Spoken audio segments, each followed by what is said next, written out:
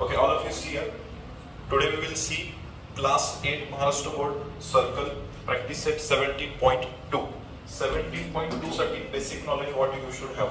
तुम्हाला माहित पाहिजे आर्क कशाला म्हणतात, कॉर्ड कशाला म्हणतात, सेंट्रल अँगल म्हणजे काय, कॉन्ग्रंट ह्या शब्दाचा अर्थ सुद्धा माहित पाहिजे, करस्पॉन्डिंग म्हणजे काय, लिनियर अँगल्स काय आणि मेजर आर्क आणि मायनर आर्क. म्हणजे ह्या सगळ्यांचं कॉम्बिनेशन मध्ये फक्त दोनच एक्झाम्पल्स आहेत, but you should have overall knowledge, then only you will be able to solve that. All of you put your finger on the first question properly. You have to check what has been asked in the first question. All of you see here, zoom करून दाखवा. ही figure दिलेली आहे first question मध्ये. काय काय दिले पाहिजे याच्यामध्ये? PQ ही एक डायमीटर आहे. ही एकच डायमीटर आहे का अजून कोणती आहे? सेकंड कोणती आहे? आरएस. PQ आणि आरएस या दोन डायमीटर आहे. हे चिन्ह कशाचं आहे? मग थोडासा विचार करायचा. हे जर 90 आहे समजा, तर याचा अपोजिट अँगल हा पण काय पाहिजे? 90. हा इकडचा बाजूचा पण काय आहे? 90. किंवा दुसरं आपण कारण म्हणू शकतो, याच्यामध्ये गिवन डेटा काय दिलाय? Diameter PQ perpendicular to diameter RS. हे उलट टी जे असतं, ह्या उलट्या टीचा अर्थ काय? परपेंडिक्युलर. अजून आपण कुठे बघतो हे परपेंडिक्युलरचा वापर? बघा, सर्कल असेल, कॉर्ड असेल, तर असं सेंटर मधून परपेंडिक्युलर ड्रॉ करतो. ह्या परपेंडिक्युलरचा अर्थ काय असतो? 90 डिग्री. मग इथं परपेंडिक्युलर आहेत लाईक दिस. ही चारही अँगल्स 90 डिग्री आहेत. ही गोष्ट पहिल्यांदा क्लिअर पाहिजे. कुठले चारही अँगल्स, त्याचं नाव पहिल्यांदा आलं पाहिजे. नाव बघा, ह्या अँगलचं नाव बघा, हे व्हाईट कलर नाही, PCS. बघा, आय रिपीट, बोटाच्या ऍक्शन कडे बघा, PCS. त्याच्यानंतर हा अँगल बघा, SCQ किंवा QCS. इकडचा RCQ, हा PCR. चारही अँगल लिहिले, त्याच्यासमोर काय लिहिलं? Is equal to 90 degree. Is it okay? Is it okay? नाव आता सेंट्रल अँगल ह्या ज्या कन्सेप्ट तुमच्या काही क्लिअर पाहिजे. मी जे सांगितले सेंट्रल अँगल कशाला म्हणतात, दिस यू शुड नो. चेक. हा जर सर्कल असेल, आपण बघतोय व्हर्च्युअल प्रत्येक लेक्चर मध्ये, will see this is what? Radius. Radius जर एक्सटेंड केली तर ही काय म्हणतो आपण? डायमीटर. डायमीटर सोडून म्हणजे सेंटर मधून गेली तर डायमीटर. बाकी कुठून पण असे दोन टोक जोडले सर्कल वरचे तर त्याला आपण काय म्हणतो? कॉर्ड. ओके, ही कॉर्ड आहे. This is the diameter. नाव आर्क कशाला म्हणतोय? What is arc? कुठलाही सर्कलचा पार्ट आहे का? बघा, आता ही आर्क झाली तर मी नाव दिलं, तर याचं नाव काय देणार? Arc AB. आर्क म्हणजे काय? जशी बांगडी असते, आपली बांगडी तुटली खाली पडून, तर त्याचे जे पार्ट्स असतात त्याला काय म्हणतो आपण? आर्क. आर्क ही स्ट्रेट असते का कर्व्ड असते? कर्व्ड असते. मग ह्या सर्कल मधला कुठल्याही पार्टला आपण आर्क म्हणू शकतो. ही एक आर्क आहे, ही एक आर्क आहे. Is that okay? मग ह्या क्वेश्चन मध्ये किती आर्क तयार होतात पहा. Okay, what is the name given, right? PQ and R. Yes. आणि इथं कोण आहे? C. आता बघा, मी कलर न दाखवतो. पहिली आर्क कोण झाली? PS. Arc PS. परत दुसरी आर्क कोण झाली? Arc SQ. आर्क RQ आणि आर्क PS. अशा किती आर्क आहेत तिथं? चार आर्क आहेत. ओके. सेंट्रल अँगल म्हणजे काय पहा. ह्या सर्कलचा सेंटर कोण आहे? C जवळ तयार झालेल्या अँगलला सेंट्रल अँगल म्हणतात. म्हणजे कुठला अँगल आहे? हा 90 डिग्री. ठीक आहे. मग एक रूल काय आहे पहा. हा तुम्हाला 9वी 10वी कायम कामाला येणार आहे. Basic concept. सपोज हा एक आर्क आहे. Diamond batch you also see. Important I am telling. Diamond batch he arc AB असेल आणि ह्या आर्क जसं बघा लाईन असेल, लाईन आपण कशामध्ये मोजतो? सेंटीमीटर मध्ये मोजतो, मीटर मध्ये मोजतो. अँगल कशामध्ये मोजतो? डिग्रीज मध्ये. तसा आर्क सुद्धा आपण डिग्री मध्ये मोजतो. समजा ही जी आर्क असेल, ही आर्क असेल 60 डिग्री. किती डिग्री आहे? 60. कसं माहिती ना?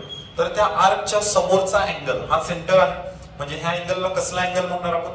Central angle. Say with me, central angle. मग हा अँगल आर्क जर 60 असेल तर अँगल सुद्धा किती पाहिजे? 60. हा एक मॅथ्स मधला रूल आहे. मॅथ्स मधला रूल आहे. म्हणजे जर आर्क असेल आणि अँगल असेल तर दोघांचं मेजरमेंट सेम असतं. कुठेही तुम्ही चेक करू शकता. समजा इकडे एक आपण अँगल घेऊया लाईक दिस. हा अँगल जर समजा 120 आहे तर ही आर्क जर 120 आहे तर अँगल सुद्धा किती पाहिजे 120. Is that clear? किती जणांना कळतं? Easy or difficult? नाउ तसंच ह्या क्वेश्चन मध्ये विचार करा. हा अँगल किती आहे 90. मग साधं जर हा अँगल जर 90 असेल तर ही आर्क सुद्धा किती पाहिजे 90. पण लिहिणार कसं? Presentation that you have to see. How to do the presentation, because presentation is very important. Question मध्ये काय विचारलंय बघ. What has been asked in the question? The diameters PQ and RS of the circle with center C are perpendicular to each other. हे बघा, हे तेच लिहिलंय का पहिला होती. डायमीटर PQ व्यवस्थित दिसू द्या, वरचे व्यवस्थित दिसायला पाहिजे. Diameter PQ perpendicular to diameter RS. हे उलट टी कशाचं चिन्ह आहे? परपेंडिक्युलर. त्याच्या खाली काय लिहिलं? 1 2 3 4.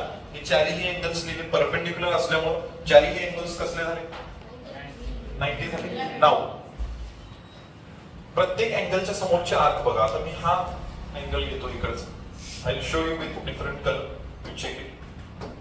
बघा, हा जर अँगल घेतला तर त्याच्या समोरचे आर्कचं नाव काय आहे ना? PS. बरोबर. मग अँगलचं नाव काय घेतो बघा. अँगल काय ना? PCS इज कॉन्ग्रुएंट टू, किंवा हे पाहिच्या बाहेर यम असं लिहायची पद्धत असते. यम म्हणजे मेजर, अँगलची measurement. Measure of angle PCS congruent to. आता आर्कला कसं लिहिणार? PS. आर्कला 2 नावं असतात किंवा 3 नावं. जसं तुमचं नाव, पप्पाचं नाव, आडनाव तिन्ही पण सांगता. कधी तुमचं नाव आणि आडनाव सांगता, पप्पाचं नाव सांगता का? नाही. म्हणजे 2 किंवा 3 कुठलंही चालतं. ह्या आर्कला काय म्हणतो आपण? Arc PS. जर समजा इथे एक्स्ट्रा पॉइंट असतं आर्क, तर आर्कला काय म्हणलो असतो आपण? PRS. म्हणजे 2 नावं चालतात, 3 नावं सुद्धा चालतात. त्याच्यामध्ये 2 लेटर्स, 3 लेटर्स. नाव you check it. RPS. Bracket द्यायचा आणि त्याच्या बाहेर लिहायचं यम. यमचा अर्थ काय? मेजरमेंट. Is it okay? किती जणांना कळतंय? Easy or difficult? ओके. नाव मग ह्याच्यामध्ये पहा, अँगल जर हा 90 असेल तर आर्क सुद्धा 90. Angle 90. Therefore we can write measure of arc PS is equal to 90 degree. हे 10वीला तुम्हाला डिटेल थेरम आहे, म्हणजे करस्पॉन्डिंग आर्क्स. आता एक शब्द करस्पॉन्डिंग होता का? करस्पॉन्डिंगचा अर्थ काय? त्याच्या समोरची. म्हणजे तो जर अँगल घेतला तर त्याच्या समोरचीच आर्क घेणार. ह्याला करस्पॉन्डिंग म्हणतात. बरोबर, त्याच्या समोरची. Is it okay? आणि कॉन्ग्रुएंट शब्दाचा अर्थ काय? इक्वल टूच्या वर आपण कोण बसलेला असतो? नागोबा. इक्वल टूच्या वर असं असेल हे चिन्ह, ह्याला काय म्हणतो आपण? कॉन्ग्रुएंट. कॉन्ग्रुएंट म्हणजे काय? इक्वल, एकसारखे, समान, सेम टू सेम म्हणलं होतं, आठवतंय का? इक्वल टू काय होते? 4 शब्द ते. समान, एकसारखे, सेम टू सेम, आणि अजून काहीतरी होतं. ठीक आहे, सेम. तसं आता क्वेश्चन वरती बोट ठेवा, पुट युअर फिंगर. पुढे काय सांगितलंय? State why the state, all of you see here. Sometimes I feel pity for you.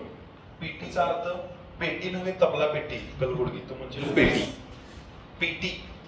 पीटीचा अर्थ दया आती ही मुझे तुम पर. का? बिकॉज बऱ्याच जण तुम्ही इंग्लिश मीडियम सेमी मध्ये आहात, पण शब्दांचा अर्थ जर कळत नसेल तर तुम्हाला क्वेश्चन कसं सोडवणार तुम्ही? त्यामुळे इंग्लिश परफेक्ट पाहिजे तुमची. स्टेट, महाराष्ट्र स्टेट म्हणतो आपण, महाराष्ट्र राज्य. तसा स्टेटचा अर्थ नाही येतो इथं. स्टेट म्हणजे सांगा. State means what? टेल. जसं स्टेट सेंटेन्स शब्द असतो. सेंटेन्स म्हणजे काय? वाक्य. पण सेंटेन्सचा दुसरा अर्थ काय होतो म्हणजे? Jail. Means I have been sentenced म्हणजे मला जेल झाली फॉर 10 years, 10 वर्षाची सजा मला घोषित झाली, असा अर्थ होतो. तर multiple, that's why you are given that book हसुरे. You should everyday read. How many of you are reading that? Everyday read 4-5 verbs, त्याचे 3 forms. You should everyday read that. नुसतं रीडिंग करा, जेवढं लक्षात राहील आपोआप ते डेव्हलप होत जातं. ओके. सो स्टेट, पुढे काय सांगितलंय बघा. Put your finger, come on fast. State why arc PS and arc SQ are congruent. PS आणि SQ का कॉन्ग्रुएंट आहेत? कुठले बघा, हे PS आणि दुसरं कोण? SQ. आता का कॉन्ग्रुएंट असणार सांगतो. साधा रूल बघा. ह्या आर्कचा अँगल किती असणार? 90. ह्या आर्कचा अँगल 90. जर दोन्ही आर्कचा अँगल जर सेम असेल तर आर्क सुद्धा सेम असणार. आणि सेमला दुसरा शब्द काय आहे? कॉन्ग्रुएंट. म्हणजे कॉन्ग्रुएंट का आहे? कारण दोघांचा अँगल सेम आहे. That's why they are congruent. One second you will check here. अजून एक एक्झाम्पल देतो. ही कन्सेप्ट मी इलॅबरेट करतोय कारण महत्वाचं आहे 10वी साठी. सपोज इथं एक असेल AB, ही आर्क असेल आणि इथं एक आर्क असेल CB. समजा हा अँगल 75 असेल, हा 75. बघा हा अँगल 75 म्हणजे आर्क सुद्धा 75. हे 75 म्हणजे हे आर्क सुद्धा 75. आता बघा CD आर्क सुद्धा 75, AB आर्क सुद्धा 75 म्हणजे ह्या दोन्ही आर्क एकमेकांची कशा पाहिजे? Congruent. Is that clear? Okay. ना मग ह्या काय आहेत? How to write the presentation. First of all you have to write. All of you write down. All of you see here. दोन्ही आर्क लिहिले. पहिल्यांदा काय क्वेश्चन विचारलेला आपल्याला? What question we had been asked? हे PS आणि QS same आहेत. का आहेत त्याचं कारण सांगितलं आपण. कारण दोघांचा सुद्धा अँगल कसा आहे? 90. म्हणजे हा अँगल 90 तर आर्क सुद्धा 90. हा अँगल 90 तर ही आर्क सुद्धा काय येणार? 90. झूम करून व्यवस्थित दाखव. झूम कर. ओके. आणि अँगल 90 कोणामुळे आला? कारण ते एकमेकांचे कसे आहेत? परपेंडिक्युलर. परपेंडिक्युलरचाच दुसरा अर्थ काय? 90. हे आपण दाखवलं. इथे एक कारण घ्यावं लागतं. If measure of two arcs are same then they are congruent. हे मॅथ्स 2 आहे भूमिती. त्यासाठी प्रत्येक गोष्टीला कारण द्यावं लागतं. जर दोघांची मेजरमेंट सेम असेल तर त्या दोन आर्क्सला कसं म्हणतात? कॉन्ग्रुएंट. म्हणजे हे 90 आणि हे 80 असतं तर कॉन्ग्रुएंट असते का? ते नाही. मेजरमेंट सेम आहेत म्हणून ते कॉन्ग्रुएंट आहे. हे इंग्लिश मध्ये कारण तुम्हाला लिहावं लागेल. नाउ नेक्स्ट पुढचा क्वेश्चन त्यांनी काय विचारलाय त्याच मध्ये हा मोठा क्वेश्चन आहे. पुढे काय विचारलंय बघा. Write other arcs which are congruent to arc PS. म्हणजे PS ला कॉन्ग्रुएंट असणाऱ्या दुसऱ्या कोणत्या आर्क आहेत? बघा मेन आर्क कुठली सांगितलं त्यांनी? PS ला इक्वल असणारे कोणते आर्क आहेत? त्याचं उत्तर काय नसतं. So all. कारण सगळ्यांचीच मेजरमेंट किती आहे? 90. बघा PS 90 आहे, QS 90 आहे, RQ 90 आहे, PR 90. म्हणजे सगळ्याच एकमेकांना कशा आहेत? कॉन्ग्रुएंट. मग त्याचं प्रेझेंटेशन एक सोपं असं सुद्धा करू शकतो आपण. चारही अँगलचं नाव लिहिलं. बघा अँगल त्याच्या खाली आर्क.